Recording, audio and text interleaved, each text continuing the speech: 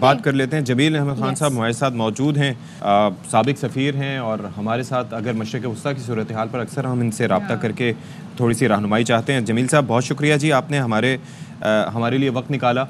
یہ فرمائیے گا, آئی مین آئیڈ سے میرا اوپینین یہ تھا کہ that was on the cards. جس طریقے سے ایک محاذ بدلا تھا, جس طریقے سے اسماعیل ہانیہ صاحب کے بعد ہم نے دیکھا کہ پیجر اٹیک کر کے حزب اللہ کی کمیونیکیشن سکلز کو مفلوج کیا گیا. جب آپ رابطہ ہی نہیں کر پائیں گے, میں اور آپ اس وقت بات کر رہے ہیں اور اگر آپ کو پتہ ہی نہ ہو کہ میرا اگلا سوال کیا ہوگا تو آپ جواب نہیں دے پائیں گے.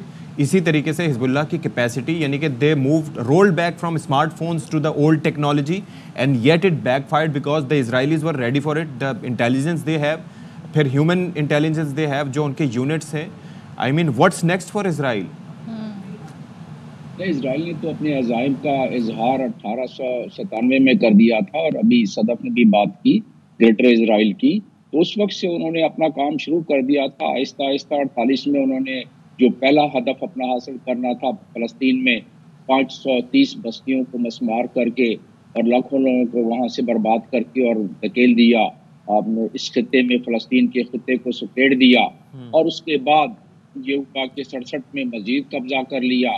تو گریٹر اسرائیل تو یہی ہوتا ہے نا. اب لبنان پہ ان کی گراؤنڈ فورسز کو انہوں نے تیار کیا ہوا ہے اور ان کی جو نیت میں تو سمجھتا ہوں مجھ جیسے بہت سارے تجزیہ نگار وہ اس چیز کو جانتے ہیں کہ اسرائیل کے عزائم کا کیا مقصد ہے اور کیوں یہ بڑھاوا مل رہا ہے. اور اس کے لیے اسرائیل نے چاہے وہ موساد ہو یا امریکہ ہو یا ویسٹ کے تمام کنٹریز ہوں, اس کی سپورٹ حاصل کی ہوئی ہے, ابھی سے نہیں کافی عرصہ سے. اسی لیے کہا جاتا ہے کہ اسرائیل از ویسٹ اینڈ ویسٹ از اسرائیل. یہی وجہ ہے کیونکہ امریکہ کی سپورٹ ہے. اور اب خطرناک موڑ تو پہلے بھی تھا, اب اس سے مزید خطرناک یہ ہو گیا کہ 92 میں 1992 میں جب موسوی صاحب جو اس وقت کے سیکرٹری جنرل تھے حماس کے, ان کو اسیسینیٹ, اس کے بعد ابھی حزب اللہ نصر اللہ صاحب کر لیا, ہانیہ صاحب کا آپ نے ذکر کیا. اسی طریقے سے کئی ون بائی ون وہ ایک ایک کر کے, اور ابھی بھی کیا ہو رہا ہے اس دن جو بسٹر بم مار کے, اور وہ بسٹر بم ایسا ہے کہ جدید ترین سوفسٹیکیٹڈ, اس سے پہلے سوفسٹیکیٹڈ حملہ اس قسم کا جس میں پیجر کا ذکر کیا آپ نے اور باقی جو سوفسٹیکیشن آ رہی ہے اس سے پہلے لبنان میں یہ دیکھا نہیں گیا. کافی جنگیں ہوئی لبنان میں, 82 میں بھی ہوئی, 2006 میں بھی کافی جنگیں ہوئی, لیکن ایسا دیکھا نہیں کیا. آپ کی اسی بات میں تھوڑا سا ایڈ آن کرنا چاہوں گی.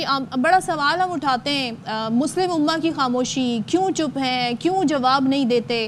یہاں پہ مسئلہ جواب کا نہیں ہے, یہاں پہ یہ خاموشی اس بات کی بھی عکاسی کر رہی ہے کہ مسلم امہ کے پاس وہ ٹیکنالوجی نہیں ہے جو ویسٹ کے پاس ہے, جو اسرائیل کے پاس ہے, جس طرح کی حمایت امریکہ کی اسرائیل کو حاصل ہے.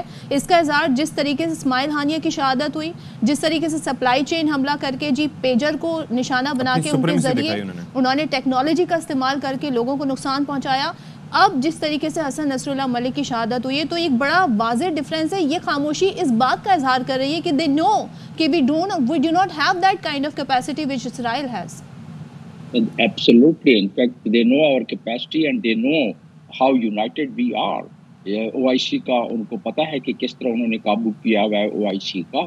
میں یہ نہیں, کیونکہ OIC کے تمام سربراہان کو تو انہوں نے اس طرح کر دیا ہے کہ وہ ڈرے سے سہمے سے, تو وہ تو OIC کے چارٹر میں جو چیزیں دی ہوئی ہیں اور OIC کی جو بنائی گئی تھی اس میں وہ اقوام متحدہ کے چارٹر کے 8ویں چیپٹر کے تحت بنائی گئی تھی, اور اس کی اپنے ہی OIC چارٹر پر عمل نہیں کر پا رہا ہے.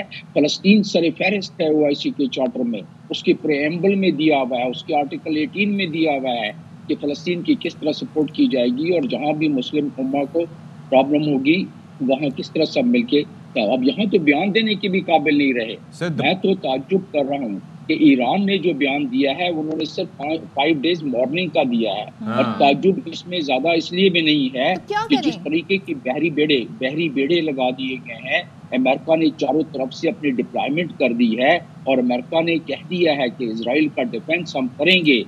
میں بیسیکلی ایک چیز یہ بھی کہنا چاہ رہا ہوں کہ دیکھیں, پہلے تو ہم بات کرتے تھے کور تھا, یعنی کہ آپ سوچئے کہ یہ سارا سلسلہ شروع کب ہوا؟ جب قاسم سلیمانی صاحب کو عراق میں ٹارگٹ کیا گیا.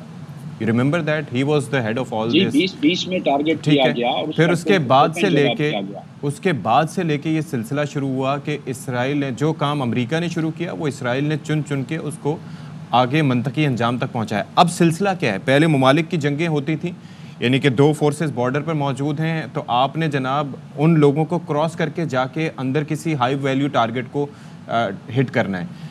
اب انہوں نے وارفیئر کا ڈائمنشنز ہی چینج کر دیے ہیں، یعنی کہ you just go and target the elite person that you want to target.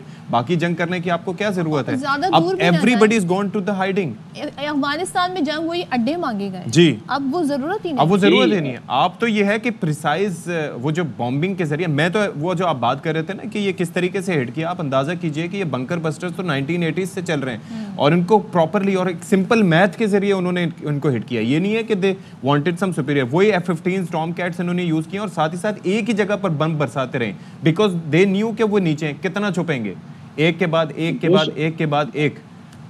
یہ 200 فٹ تک جا کے زمین میں 200 فٹ تک جا کے ہٹ کر سکتے ہیں یہ جو تازہ ترین ان کے بنکر بسٹرز ہیں. اور آپ اندازہ کریں کہ ابھی مسئلہ ایک دوسرا سامنے بڑا نظر آ رہا ہے کہ اس کے بعد کا ہدف مجھے ایران نظر آ رہا ہے. اور ایران کا کوئی نئی خبر نہیں ہے. یہ اسرائیل کئی دفعہ کہہ چکا ہے اور جنرل اسمبلی میں اسرائیل کے پرائم منسٹر نے کھڑے ہو کے یہ اس بات کا ذکر کر دیا کہ اصل میں ایران ہی پرابلم ہے اور انہوں نے اشارہ دے دیا کہ اسی کو نیوٹرلائز کرنا پڑے گا ایران کو. تو اب اگلا ہدف یہ معلوم ہو رہا ہے. اور آپ دیکھیں کہ ایران نے صرف 5 days وارننگ کا کہا ہے.